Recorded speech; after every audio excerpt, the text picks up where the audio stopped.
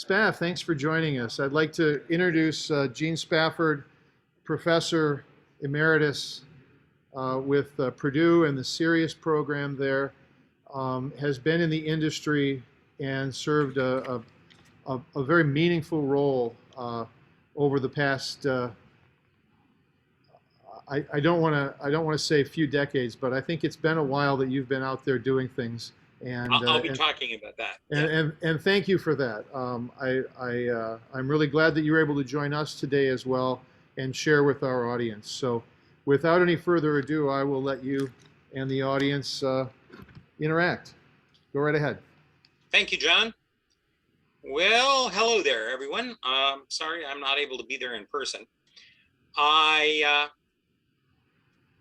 decided that what I talk about today is in part how I ended up where I am, because I'm often asked that by people who want to know how to get into cybersecurity. And I know CornCon traditionally attracts a lot of younger people who I don't see there in any of the chairs, but this part of my presentation is kind of for them, to encourage them. And the second part is a little bit about what I see coming based on my past experience. So with that, let me start in on part one, which is how I got here, and you can too, if you are not currently there. So I was born, no big surprise, and raised in a suburb of Rochester, New York, a little town called Greece. Actually, not a little town, about 150,000 people now.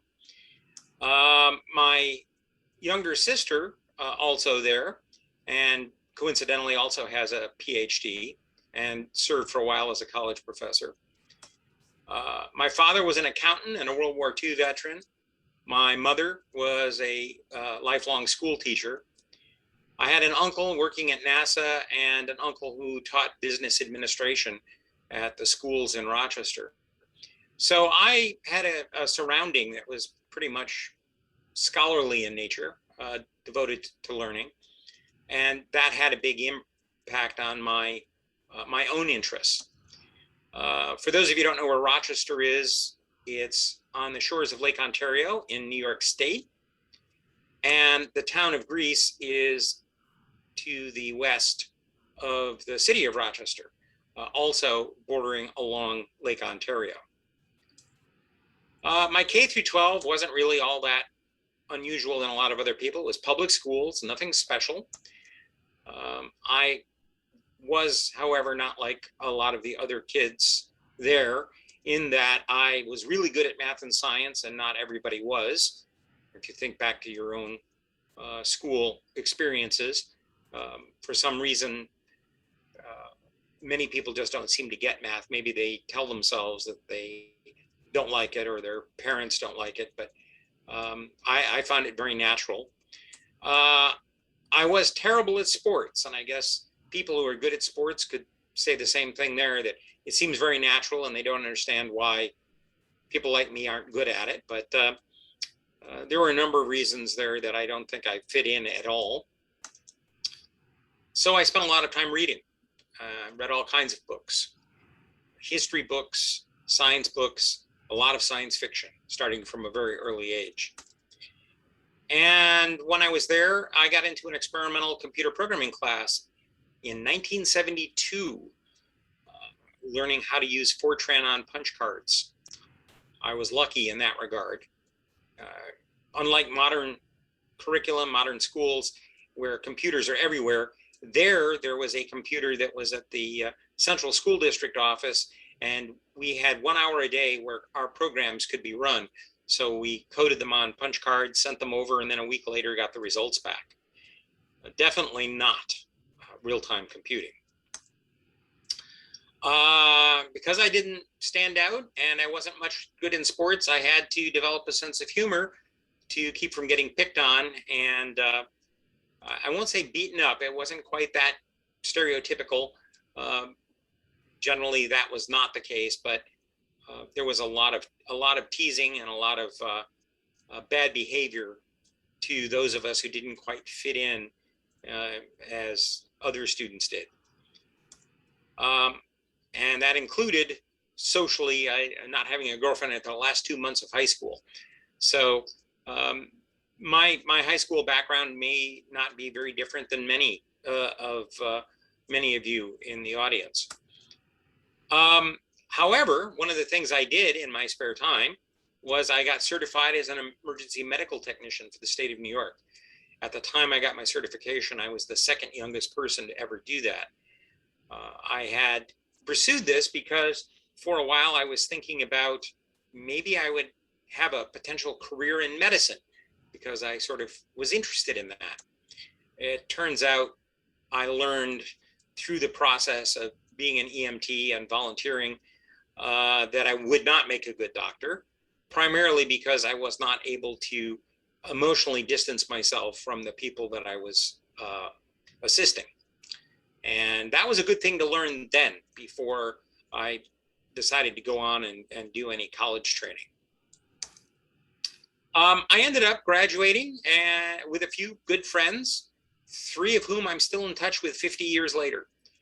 And so for those of you younger people in the audience or watching through YouTube, if you don't have a lot of friends in your high school days, don't take that badly, because time really wears on most relationships. And you may have 1 or 2 good friends that last for a while, but not necessarily very many. So I went off to college, and I started at the University of Rochester with a double major in physics and math, and taught a little bit about chemistry as I was going. And I was also working 2 part-time jobs because tuition at the University of Rochester was expensive. Still is. It's a private college. It is not cheap to be a student there. And I was commuting from home because it was cheaper to live at home and go to schools. So I was working 2 jobs, commuting, and trying to do a double major as a freshman. One notable incident early in, about midway through the semester, I was so tired because I was only sleeping about 5 hours a night. The room was a little overwarm, and I fell asleep in class one morning. It was a lecture class. The professor was going on, and I actually fell asleep and fell face first into the desk, rather forcibly. Broke my glasses, and the professor never missed a beat. The people around me thought I was trying to make a joke, but was not the case. I had to go get a new pair of frames for my glasses. But I took that as a sign that maybe the path I was pursuing wasn't really going to quite work. And by the way, there's the University of Rochester down there. It doesn't look like a long commute, but it was about a half an hour commute one way for me to go from home to classes. So after the first semester, my grades were not great. I was just scraping by with the 2 part-time jobs and not really enjoying the experience. And then my father fell ill and he lost his job.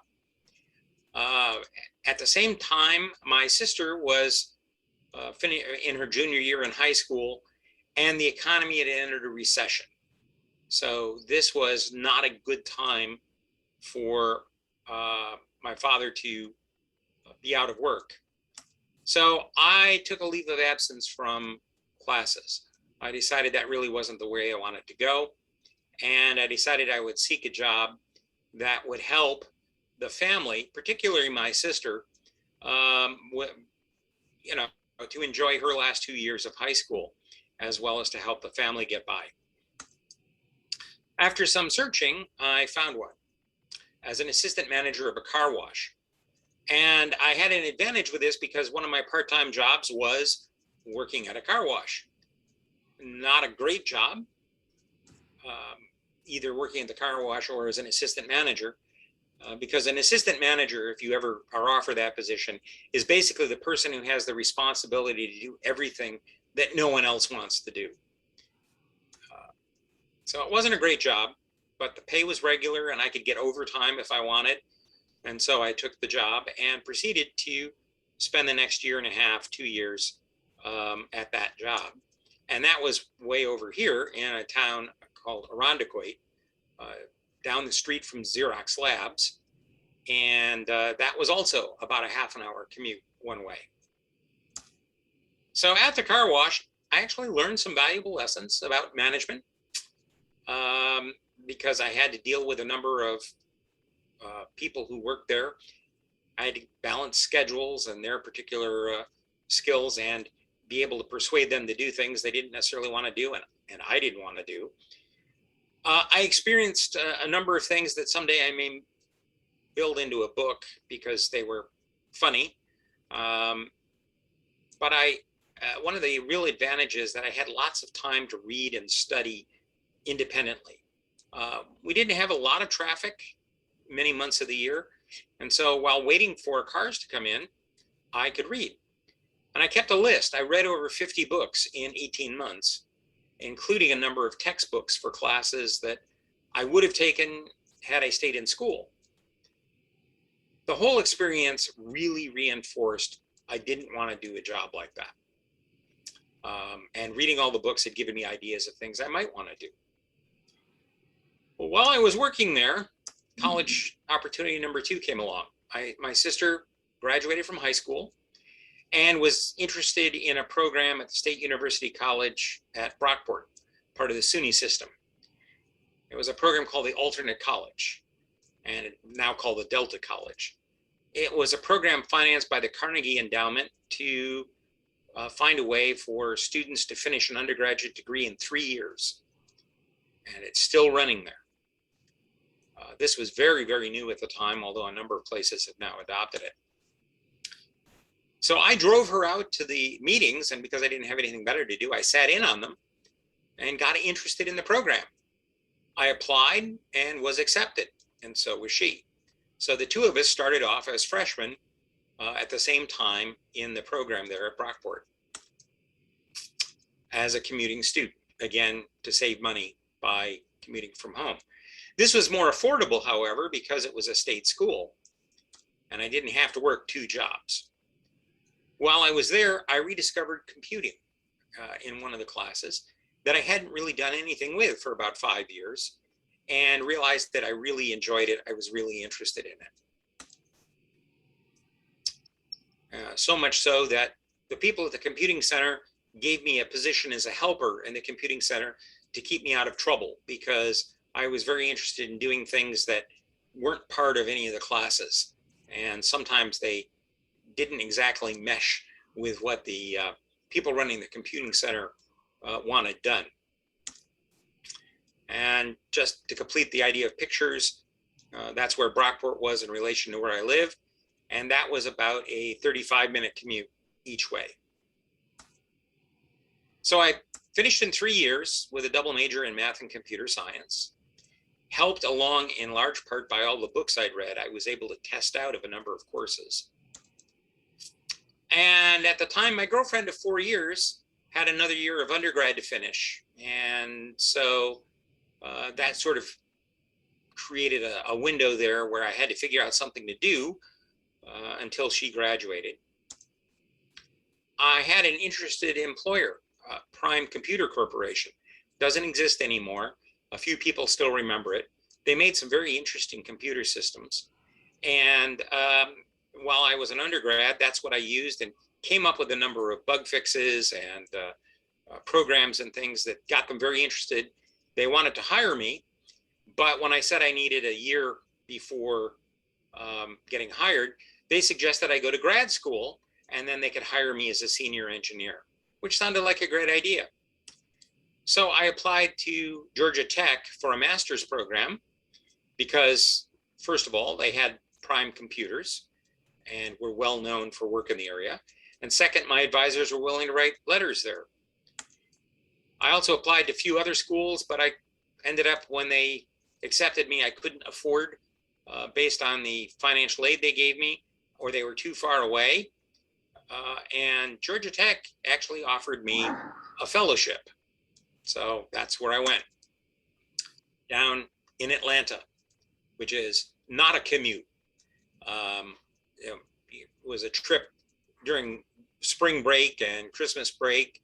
That was about a 14-hour drive if it was done nonstop. I ended up spending 6 years in Atlanta, and it was very eventful. In the first year, my girlfriend dumped me after graduation. So that I did not see coming, and definitely sort of changed my plans. Because during that same first year, I got interested in research. They involved me in several projects. I got fascinated with it, and on the basis of my work, I got a scholarship that helped pay tuition for the next few years. So while there, I picked up my master's and then my PhD. I had started in operating systems and then did my dissertation work in distributed reliable systems with a postdoc in software engineering.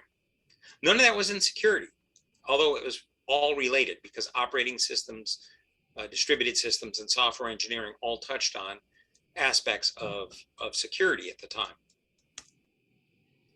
I maybe wasn't as focused as I should have been because I took a lot of extra courses that really didn't have bearing towards getting me towards the degree, but eventually I did finish. I did also hang out in the computing center a lot and continued to pick up little bits of information about system administration and running systems. And then I went to Purdue with a faculty position after my postdoc. And I've been there ever since. This is now going into my, what would that be, right? That would be my 44th year I'm now in at Purdue. I started at Purdue actually as a software engineer, what I did my postdoc in. Drifted into information security through a number of occurrences. I started the Coast Lab in '92, the Sirius Center in '98. You can find more about that online. And along the way, a number of things turned out to be that I was in security at a good time, that I advised to many agencies. I got to testify before Congress. I've helped write a few books. I've done a lot of travel, although looking at a world map, there are a lot of places I haven't been to yet. South America and Africa in particular are two places I'd like to go visit. And realized during that process that there's a lot more work to be done and a lot of interesting challenges yet to be met. So I've spent a good focus of my career on education and getting more people involved in the field. So that's where I am today. And if you want to find out more, you can go search online. The intent here really is to say it wasn't a smooth or straight path. I didn't really start out looking at this as a career. I started off with it interested in security. And then I sort of accidentally got into a master's program that sort of coincidentally led into something more. And that led to security. For those of you who are starting out in the field or maybe considering a change, the point here for you is that there are many ways to get where you want to go or where you really need to be. And they may not be obvious. That deciding where you want to go too early may not be the right way. Instead, follow the things you like to do and see where that leads you. I think that's actually a good advice in general for life, is at any particular point, don't necessarily think about what you should be, but think about what you want to be doing. And that will take you places that you might not ever have thought of. With that out of the way, I want to talk some about predictions based on my experience. As I said, 43 years at Purdue and actually 50 years in computing gives me some insight, I think, into trends and history. I'll say that in my time with computing, I've learned over 100 computer languages and worked on over a dozen operating systems. I've built software that's been widely used. I've graduated a number of students and had a lot of experience with companies and government. And that sort of informs my predictions. It's not that I've only worked in a narrow area. I've worked in a number. I've worked in operating systems, software engineering, certainly security, privacy, cybercrime, national policy, and some other issues. And it's also based on what we see as trends right now. And I think these are four major trends that really influence. These are the cybersecurity trends or the cybercrime trends that influence what we're likely to see next. So the first is there are repeated and ongoing stories about multi-year penetrations, where companies discover that their systems have been compromised, not simply for days, not simply for months, but for years, and they didn't recognize it. This indicates that the security controls and software that is deployed is incredibly weak, that these kinds of incidents have gone on for so long without being recognized. A second trend is the amount of malware and malicious activity that's going on as a background, that according to some of the vendors that I've talked to of security software, they're recording over 1 million new distinct pieces of malware per day. And those are the ones that are simply discovered and reported. It's well more than that are going on per day, because the software now mutates itself, it changes, and there are so many different parties writing it. The total number that have ever been released and deployed is well into the billions.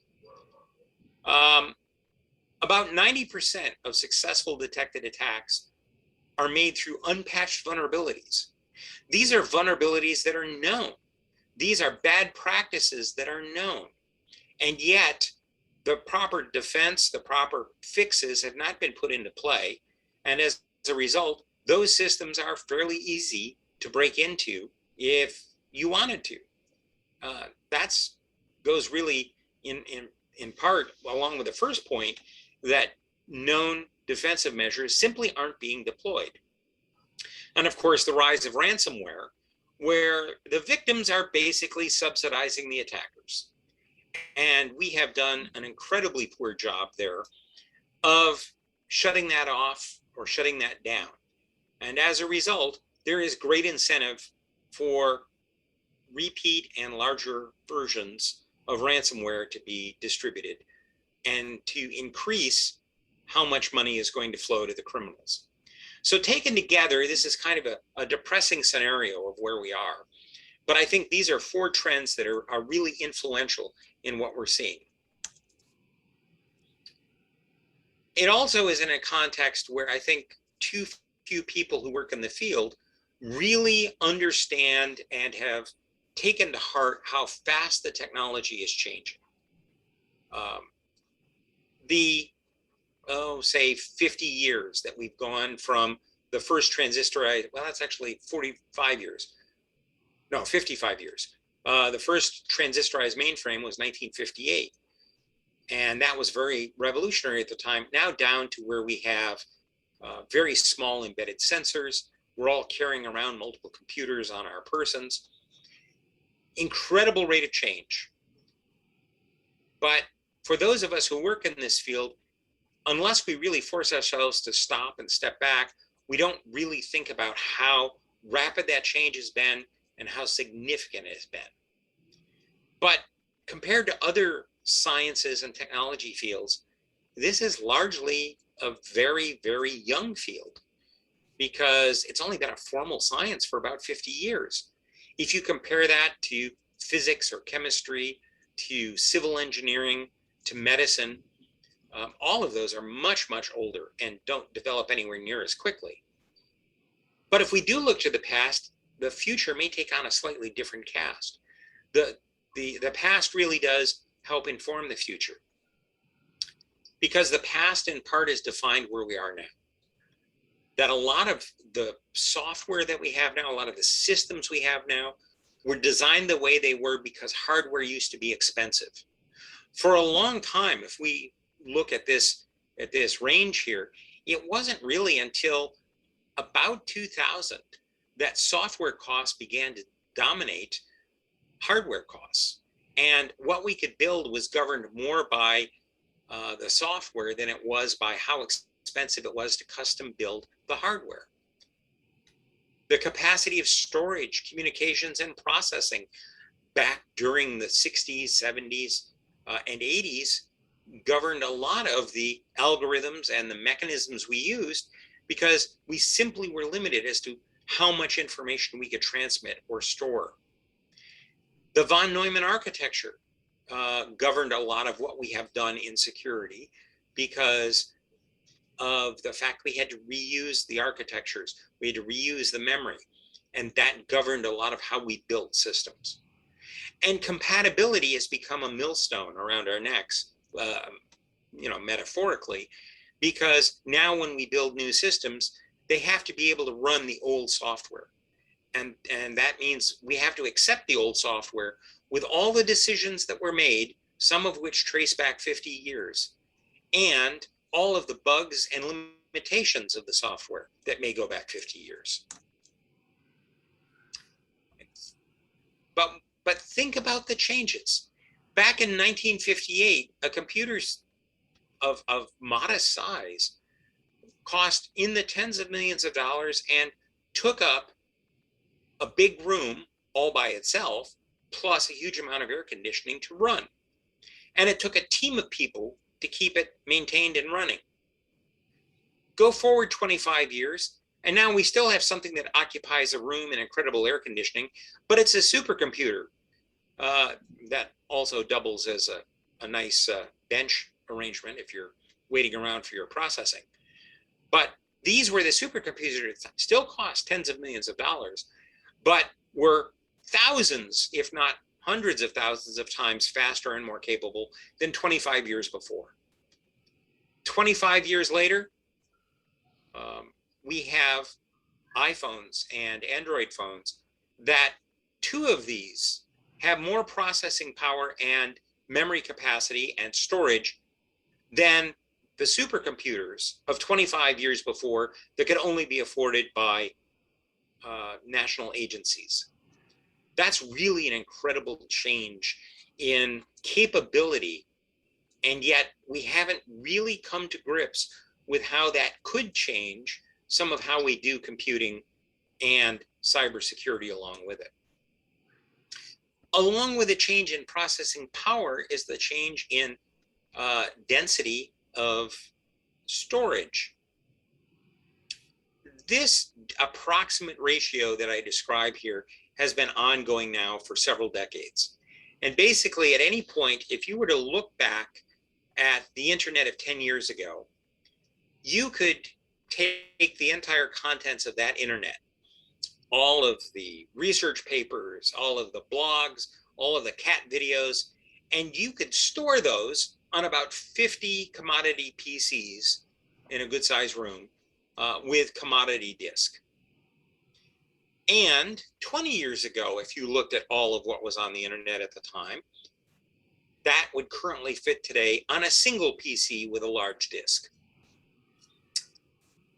This approximate ratio has been ongoing, as I said now, for more than a decade, so that at any point in time, you can look back 10 years and 20 years, and the growth in information and the ability to save it and process it on a local storage system is about the same. What that suggests is that in about 20 years, all of the current internet content should fit on one thing in your computer, whatever your computer looks like. Maybe it's a foldable instrument somewhat like this, and that this computer is going to have the capacity of perhaps something like the Amazon cloud of today in a single unit. That isn't to say, oh gosh, isn't that wonderful? Isn't that amazing about how we do this with hardware? It's a question of, are we still going to be running Windows on something like this? Are we still going to have the same kinds of file systems and kludgy interfaces that we have? With that kind of processing capacity and that kind of information storage, how could we do things differently to support computing, to be able to envision a future that provides better capability, that reduces the amount of false information, reduces the amount of computer attacks, increases our ability to actually get useful information from the system when we want it? Those aren't questions that are being asked by most. A few visionary types are looking at that. But for most of the companies, it's how are they going to port the current version of their product to the next generation of computer? There's no thought given to the long-term vision of what could we do with computing if we weren't constrained by the past. And I think that's a huge shortfall in our field, particularly in the area of security, but more generally in all the areas that we deal with computing. So here's some interesting dates to help also add to that. The first computer virus was back in 1982. That was nearly 40 years ago. We know how to prevent most computer viruses, and yet we're at the point, as I said, where we have over 1 million a day. In 40 years, the situation has gotten worse instead of better.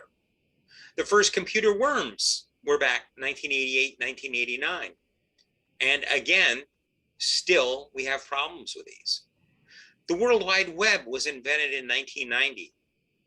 But now we have still the World Wide Web with more problems, with misinformation, with propagandizing, with use for phishing attacks and watering hole attacks. We don't seem to have evolved forward. We've actually had more problems develop. And so on with some of these others. The commercial internet isn't that old, really, when you look at things. It's about 25 years old. And yet, many of the problems that were manifest then have gotten worse. We haven't really solved some of the problems that occurred, including things like distributed denial of service and botnets.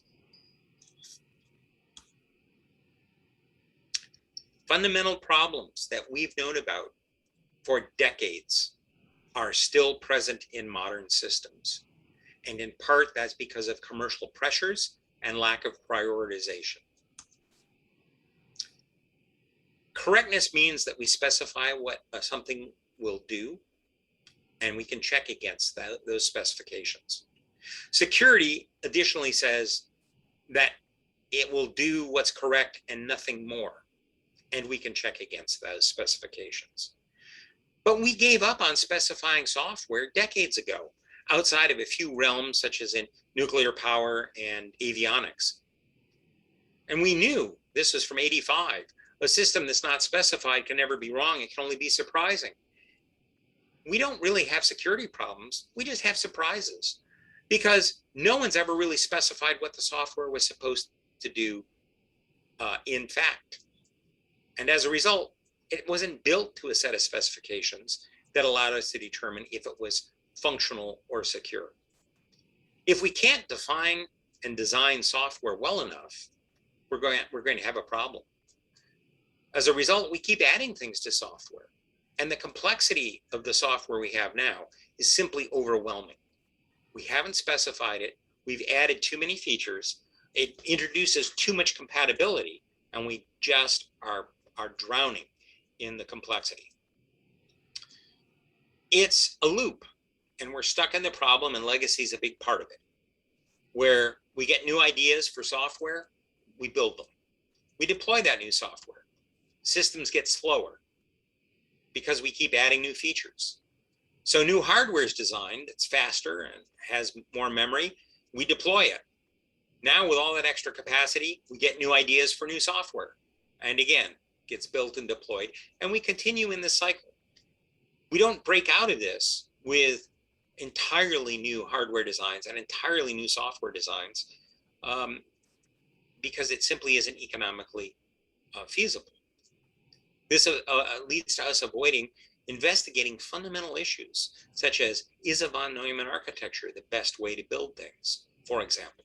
Or should we return to capability-based systems, which were used to build some of the most fundamentally secure systems in history? And by the way, not everything is security, and I would be negligent not to point this out. We see thousands of security flaws reported every year, and no real idea how many are unreported. But those are only the security-related flaws.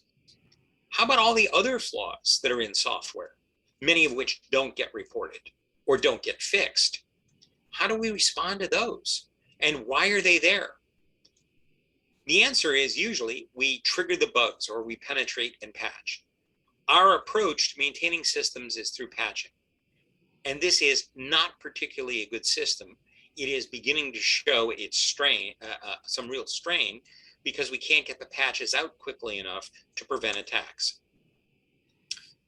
Richard Donzik, who's a systems thinker, former Secretary of the Navy, had a very interesting analogy that I heard him talk about, and we discussed a bit. He said, if we look back in astronomy, and before that as well, some astrology, there was this view of the universe put forth by Ptolemy that was that the Earth was the center of the universe and everything circled around us, that there were infinite stars out there and that they also circled around the Earth. And this was based on observation. But whenever an observation came up that was at odds with this, so for instance, we talk about Mercury retrograde because Mercury appears to make a loop and go in the other direction for a while, what would happen is we would adjust our model a little bit. We would say, well, Mercury doesn't go in a circle, it goes in a figure 8 or something else, but we would still keep this base model in place. When Copernicus came along and came up with a better model of the universe with the sun at the center and Earth being one of several bodies that revolved around it, it was controversial and it took a while to be accepted, even though it better explained phenomena and it was something that actually worked better in a day-to-day model when one was looking at the universe. Our Ptolemaic view of security, of computing, is one that we just continue to patch. The idea that we put things out quickly, the users will find the flaws, and then we'll patch them. And that's kind of worked up until recently. But the people who are interested in penetrating our systems have gotten so much better at reverse engineering those flaws that they're able, within a matter of an hour, sometimes less, to take a release patch, come up with an exploit, and then attack systems that haven't gotten around to deploying the patches yet. And we also have many users, many places that can't immediately deploy patches because, for instance, they're in a medical business or securities business where they're regulated and they have to be sure that the patches don't break something else.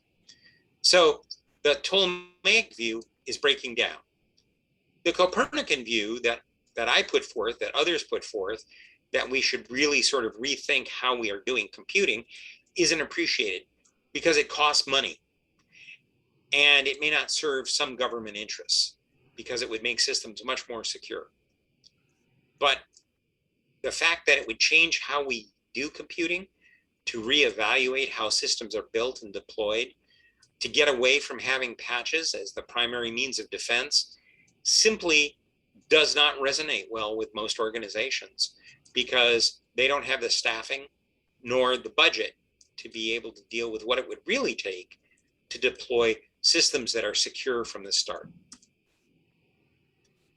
But the current system's a kludge. And if we don't come up with a fundamental redesign before long, it's really going to collapse around us.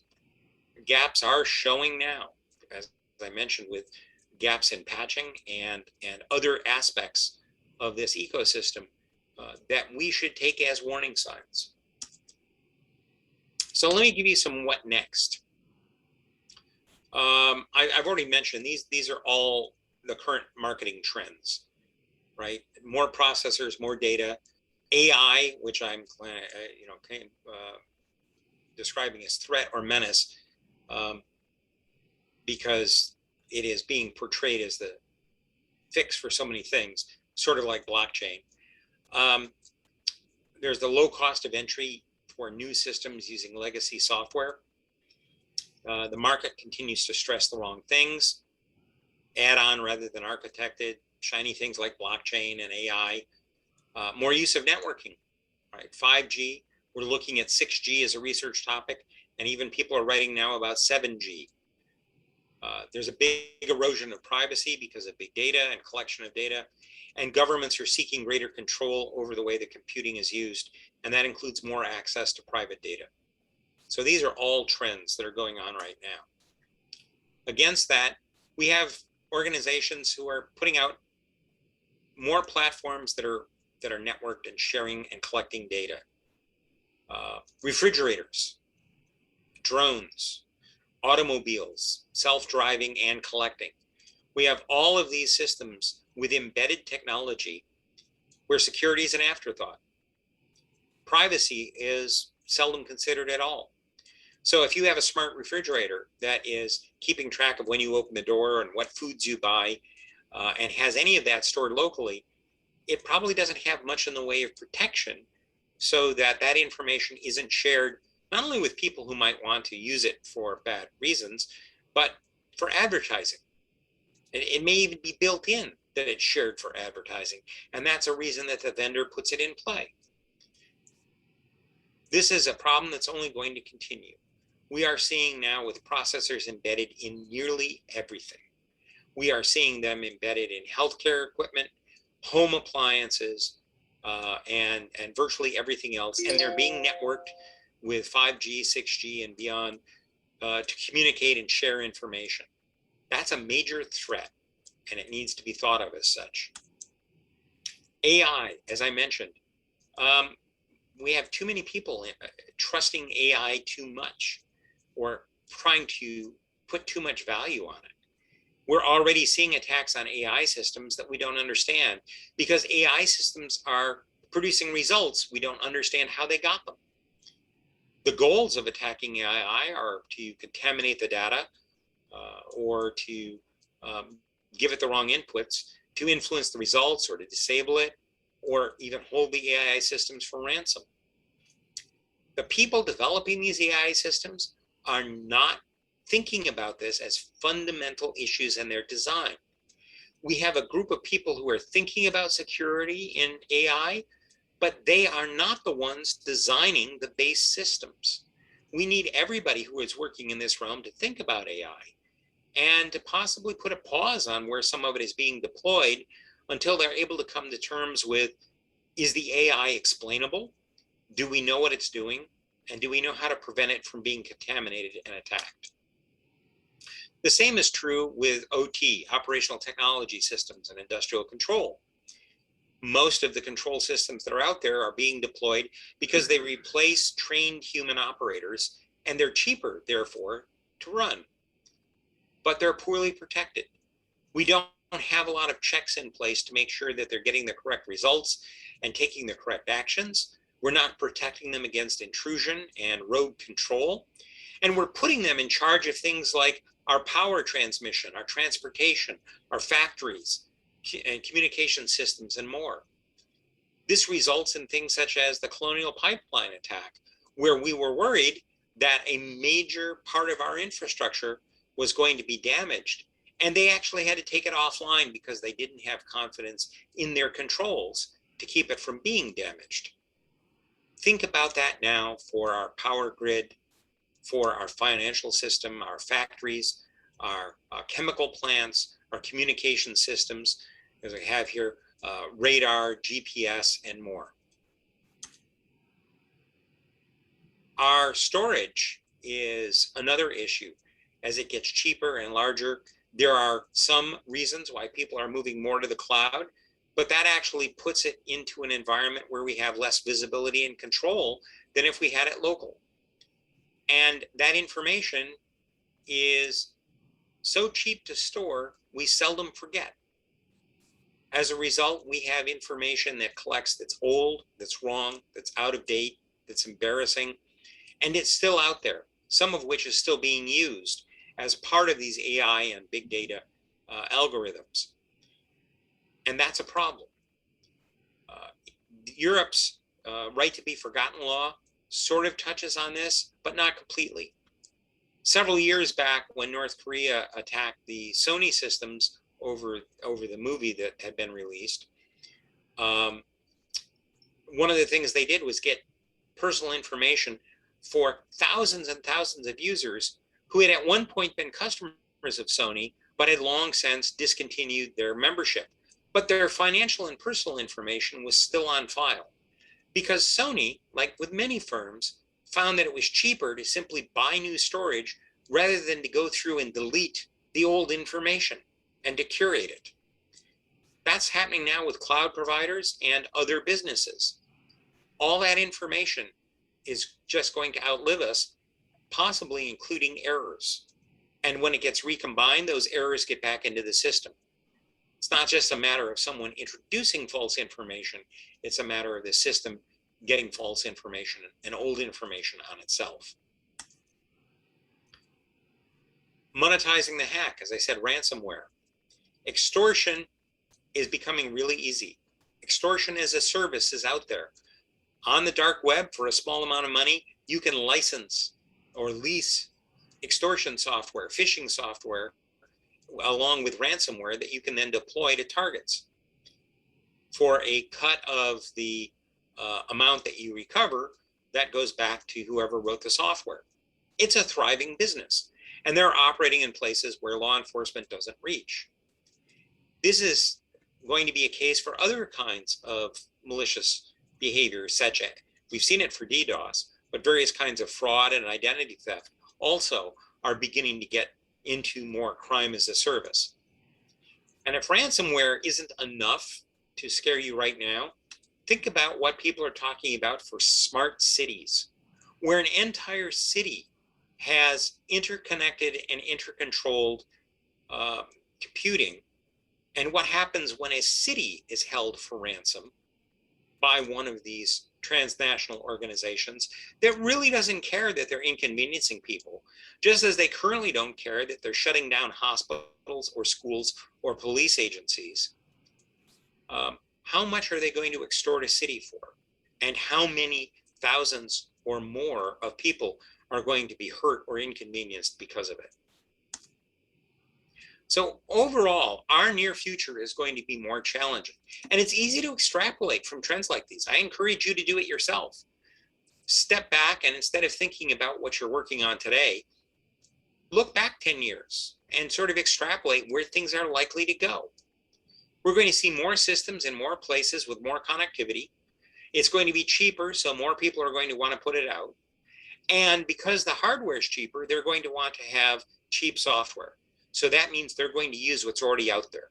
They're going to reuse the legacy software to simply port it with all its bugs and all its flaws and all its bad design onto these new systems.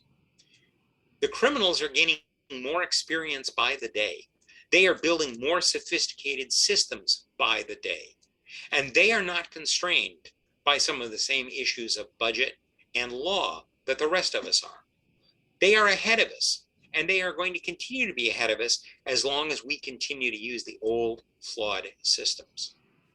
There's going to be more pressure on governments to intervene, but the way they know to intervene is to actually put themselves into the systems rather than to cause them to be redesigned. And in many cases, some of those governments themselves are the big threats to privacy and to being able to have secure systems. So for those of you who in the audience who are early in your careers or thinking about that as a career, and from what I can see in this thumbnail picture, that probably isn't any of you, but I would say there's lots of opportunity for work in security yet to come, both from trying to keep our current kludgy systems working to being able to design new ones that are more resistant and use better principles. So to make progress, we have to be able to make a certain investment, a significant investment in new foundations and new starts, or things are simply going to get worse. That's going to be hard to do, but we need to convince people to do that. We continue to use artifacts we don't completely understand. They're purchased because of cost, not because of functionality or security, often developed in haste to be first to market, with characteristics we can't measure, because we can't measure how secure something is.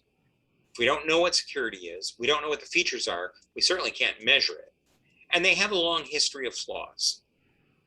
If you look at this as a storm, it's not going to end well. It's not a perfect storm, but it's a pretty bad one.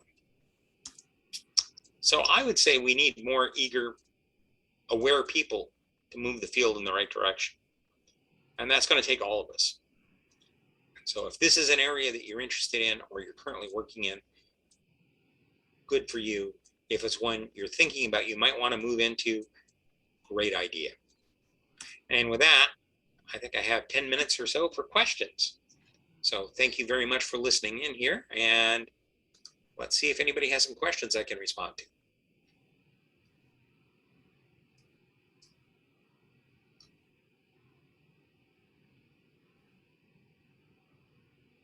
I see some of you moving, so I know you're still awake. No questions. Okay. Well, as you move about here, you run into any of the younger attendees of the conference, tell them to check out the recording, because it was really intended more for some of the younger people who attend the conference. And maybe that's why none of you have questions. But thank you very much for your attention. I really wish I could be there. I have a lot of friends there at the conference and a lot of people that I'd like to meet. But in these times of COVID, things have to change just a little bit for some of us. So stay safe, enjoy the rest of the conference, and thank you for listening.